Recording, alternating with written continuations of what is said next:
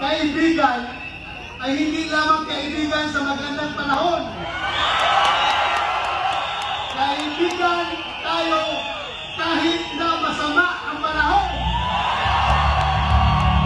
Nandito kami para ipakita yung suporta namin kay Pastor Apollo Kibuloy. Maraming salamat.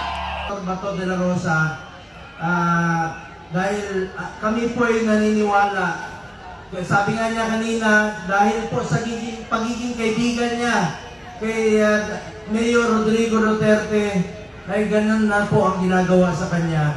Narito kami ni Bato na sumusuporta sa ating mahal na Pangulong Rodrigo Duterte.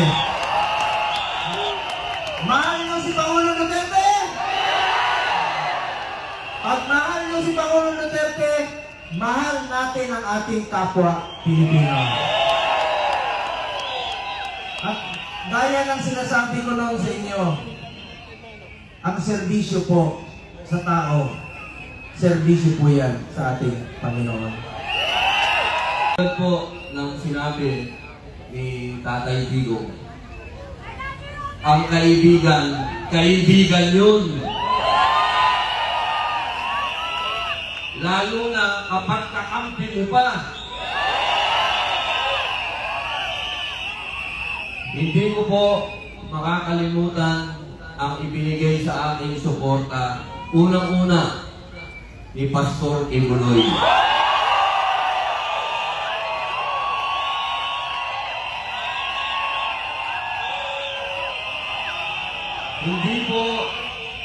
Hindi po dahil sa pogi ako, ha?